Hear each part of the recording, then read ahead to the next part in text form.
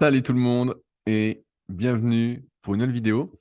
Aujourd'hui, on va encore parler d'amplitude de mouvement. En effet, récemment, j'ai fait une vidéo sur l'amplitude à adopter au développé couché. On a parlé notamment de relations tension-longueur. Je pense que c'est une super vidéo. J'ai mis plein de schémas que je vous invite à regarder. Donc, c'était quelle amplitude au développé couché. Et on avait parlé que pour certaines personnes, c'était trop d'amplitude d'aller toucher les pecs à chaque fois, notamment avec des poids lourds. Et qu'à l'inverse, pour certains, c'était beaucoup plus facile. Et donc j'expliquais pourquoi par rapport à la relation tension-longueur qui explique entre guillemets que quand on étire trop un muscle ou qu'on le raccourcit trop, il est dans une position un peu de faiblesse et donc forcément on peut exprimer moins de force et quand on est dans une position de faiblesse il y a plus de structures autour qui vont supporter la charge. Donc certes, certains me diront: «Il faut faire plus de renforcement, tout ça», mais je les laisse tester et on verra ce qui se passe malheureusement. Et donc Ninja qui avait posé la question, il a une problématique, qui se pose aussi lorsqu'il touche les pectoraux, donc on va lire sa question, c'est hyper intéressant, voilà, qui dit: «Suite à ta réponse, je ne pense pas que je prends si lourd que ça. Je fais 1,80 m pour 76 kilogrammes, 5 entraînements par semaine et je suis en cycle via l'application SP Training», donc l'application que je vous recommande fortement pour suivre vos entraînements et j'en suis à 4 fois 10 à 85 kilogrammes. Ça doit donc être plus une histoire de morphologie, parce que 75 kilogrammes voire 80, je peux toucher les pectoraux sans que ça me tire trop en arrière et sur tendon bicipital. En effet, j'ai eu une tendinite à peu près guérie à ce niveau, grâce au Hellfly entre autres, donc travail de la rotation externe de l'épaule.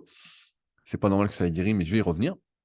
Je pense à cause du développé couché incliné, barre et du curl incliné que j'ai arrêté. Mais la tendinite du tendon bicipital peut se manifester à tout moment.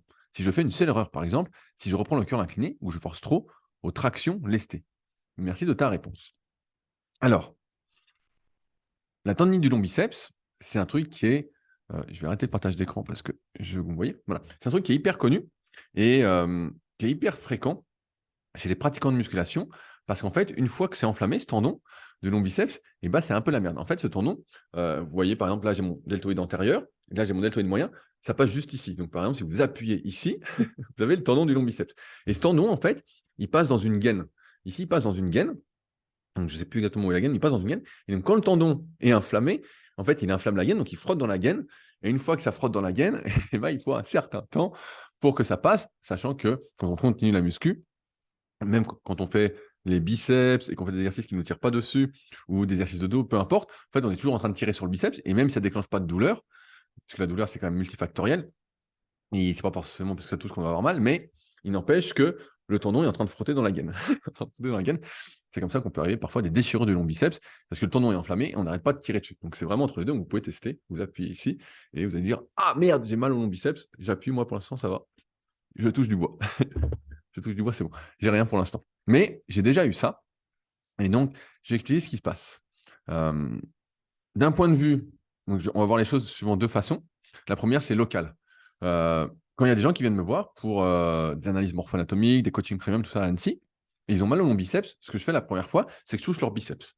Normalement, quand on est au repos, qu'on est bien détendu, nos muscles doivent être, plutôt mous. Voilà, ça doit être mou, il ne doit pas y avoir de tension. Voilà, on voit mon pec, là j'appuie, c'est mou. OK? Et donc je touche leur biceps et parfois il arrive que le biceps soit vraiment très, très, très dur. Vraiment, c'est de la brique. On se dit: «Mais il est toujours tendu». J'ai un élève comme ça, à la promo de Balaison en BPGEPS à Sport-Léman, comme on a fait déjà tout ça ensemble, une brique, une brique. Et donc je lui dis: «Tu pas de douleur?» Il me dit: «Non». Je dis: «Bon, fais gaffe parce que quand on a une brique, c'est-à-dire qu'on est toujours en tension et quand nos muscles sont toujours en tension, c'est-à-dire que toutes les structures qui sont la prolongation du muscle, entre guillemets, vont être en tension. Donc le tendon, il va toujours être en tension, il va jamais se reposer, on va dire. Et donc ça, c'est un premier point. Dans ce cas-là, ce qu'il faut faire, c'est pas compliqué, c'est masser son biceps. Donc par exemple avec une balle automassage, avec des pistolets de massage, on en a parlé récemment sur la chaîne, et ensuite étirer le biceps. Donc j'avais montré un étirement dans la formation, super biceps pour ceux que ça intéresse, pour vraiment moi, c'est ce qui m'a permis en tout cas quand j'avais le long biceps, j'ai eu ça en 2013-2014 et évidemment j'ai forcé dessus, hein, comme un con. Et donc à un moment, j'avais trouvé un étirement qui m'avait vraiment, soulagé le long biceps, donc ça c'est dans la formation. Mais en gros, prenez un étirement pour les biceps, si vous ne souhaitez pas prendre la formation, rien ne vous y oblige.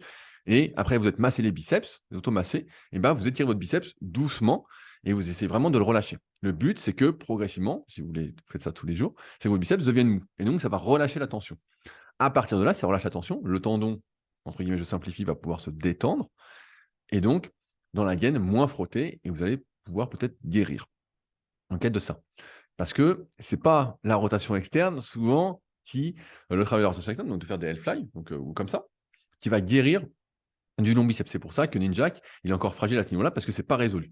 Ça, c'était pour la partie facile. La partie pas facile, c'est que le problème, il peut venir d'ailleurs.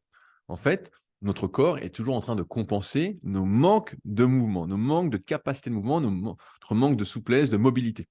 Donc le problème, en fait, c'est que son long biceps, il peut supporter une charge de travail qui n'est pas la sienne, du moins trop de charge de travail, parce que, par exemple, effectivement, vous pouvez manquer de rotation externe au niveau de l'épaule, de rotation interne, vous pouvez manquer de de pronation et de supination au niveau du radius, vous pouvez manquer de mobilité au niveau du poignet, vous pouvez manquer de mobilité peut-être au niveau cervical, vous n'êtes pas capable de bien bouger, au niveau thoracique, souvent on manque de mobilité thoracique parce qu'en plus on respire mal. Bref, c'est là que les choses se compliquent, c'est que quand quelqu'un vient me voir pour une douleur de long biceps, dans les coachings premium encore une fois, parce que je ne suis pas médecin et donc moi je m'attarde plus sur tout ce qui est l'aspect musculaire et articulaire. Et ben en fait, si le biceps n'est pas tendu, je me dis: «Est-ce qu'il y a autre chose de tendu?» entre guillemets, s'il y a quelque chose, un autre muscle qui est faible, que le système nerveux ne laisse pas se détendre. Donc les fusions neuromusculaires envoient des trucs pour dire: «Reste contracté, reste contracté, reste contracté», ce qu'on ne veut pas. Est-ce qu'il y a autre chose? À partir de là, s'il y a un autre muscle, bah, je me dis: «Voilà, on va essayer de le détendre, puis de le renforcer». Donc d'envoyer un message à notre système nerveux qu'on peut le laisser s'étirer, on est en position de sécurité et ensuite le renforcer pour justement jouer aussi bien sur les fusions neuromusculaires que sur une tendinite de Golgi. Bref, je ne m'y attarde pas aujourd'hui, OK? Mais si ça vient d'une autre articulation, donc par exemple, si je manque de rotation externe au niveau de l'épaule, si par exemple je suis bloqué ici, bah, c'est sûr que dès que je vais vouloir faire un mouvement qui va nécessiter de la rotation externe, je ne sais pas si vous voulez faire des tractions par exemple, des tractions, vous ne pourrez déjà pas mettre votre bras ici, donc pour faire le grand dorsal, ça va être compliqué, du moins la portion externe, à moins d'un coup de bol, on ne sait jamais. Et donc, bah, ça va compenser sur les autres structures avoisinantes. Et donc, il est possible que le long biceps, en fait, s'enflamme régulièrement, alors que, en apparence, il est détendu, mais parce que les autres articulations, en fait, ne fonctionnent pas de la bonne manière par rapport à ce que vous souhaitez faire. Alors, je sais qu'aujourd'hui, il y a une grande mode sur les réseaux sociaux de la mobilité. On a l'impression des fois que certains s'y perdent en faisant de la mobilité leur priorité numéro un, alors que pour moi, la priorité, c'est quand même de s'entraîner, de prendre du plaisir dans ce qu'on fait. Mais il n'empêche que si on a une douleur au long biceps, bah, la première étape, effectivement, c'est de ne pas faire d'exercices qui vont générer de la douleur, mais de tourner autour de la douleur et essayer de déterminer, on va dire, d'où ça vient. Dans la plupart des cas, je me souviens qu'à l'époque, Jean Honche, donc qui était un youtubeur qui faisait des vidéos muscu, je ne sais pas s'il en fait toujours, il avait soigné justement sa tendinopathie du long biceps avec ma formation super biceps. Il a fait une pub et ça avait surpris beaucoup de monde, mais c'était pas une blague. C'était pas une blague.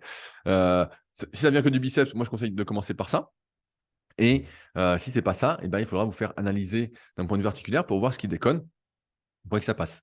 Ça, c'est la vision, on va dire, un peu moins simpliste, voilà. Et la troisième vision, malheureusement, pour faire plaisir, et il a raison, un auditeur, régulier, des vidéos, Pulp, ça fait un moment qu'il n'a pas commenté, mais il met souvent des bons commentaires quand il commente, c'est qu'on n'a pas tous la même configuration articulaire tendineuse. Il y a des personnes qui vont avoir la gaine, peut-être, qui est un peu plus étroite. Voilà, elle est un peu plus étroite, au lieu qu'elle soit comme ça, elle soit comme ça, donc ça frotte beaucoup plus facilement. Il y a des personnes qui vont avoir un espace, je dérive dans n'importe quoi, sous-acromial, donc sur l'acromion ici, là, moins important. Il y a des personnes qui vont avoir des hanches, je simplifie aussi, moins ouvertes. Un bon livre à ce sujet, c'est le bouquin Milo, aux éditions Fortrainer, qui est vraiment un très très bon bouquin pour s'ouvrir l'esprit, pour apprendre pas mal de choses, que je vous invite à vous procurer. Et donc, il est trop loin pour que je vous le montre, mais Milo, M-I-L-O, qui montre bien ça, les différentes configurations osseuses au niveau des hanches. Mais c'est pareil pour chaque articulation, en fait. Et ça peut impliquer que malgré le fait qu'on soit détendu, que les articulations fonctionnent bien, tout ça, on est capable de bouger, qu'on soit bien renforcé globalement, et ben en fait, il y a des mouvements qui, dans une certaine amplitude, ne vont pas être possibles sans générer de douleur ou sans générer de traumatisme, sans accélérer notre usure programmée.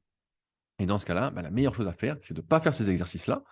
Et, et voilà, tout simplement. Alors certes, pour certains, c'est la fin du monde, mais vous inquiétez pas, il y a plein d'exercices à faire, il y a plein d'autres choses à faire. Donc, on peut toujours s'entraîner. Mais voilà, c'est ces trois choses-là qu'il faut avoir en tête. Là, sur un long biceps ou sur n'importe quelle douleur, c'est est-ce que les muscles avoisinants sont un peu trop tendus, entre guillemets, c'est-à-dire faibles, et voilà. Donc, les détendre, les renforcer, étirer. Et souvent, bah voilà, ça détend et ça part. C'est plus simple et ça marche de mon expérience plutôt bien. Si c'est pas ça, testez les muscles avoisinants, les articulations avoisinantes.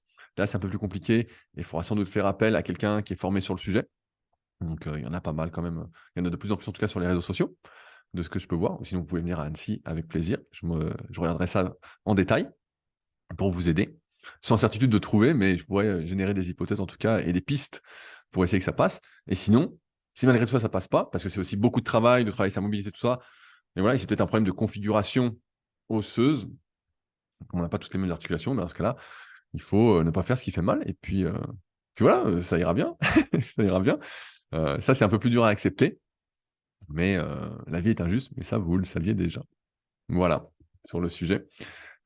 J'espère vous avoir éclairé, Ninjak. J'espère que c'est t'avoir donné des pistes de réflexion et à vous aussi, qui n'étiez peut-être pas concernés par ce sujet. Avant que j'oublie, parce que j'oublie souvent, si vous souhaitez justement éviter une bonne partie des erreurs que j'ai pu faire, notamment de m'entraîner sur des douleurs ou avoir des douleurs, tout ça, et d'autres erreurs, j'ai fait une formation gratuite qui est en lien dans la description, donc c'est juste en dessous de la vidéo.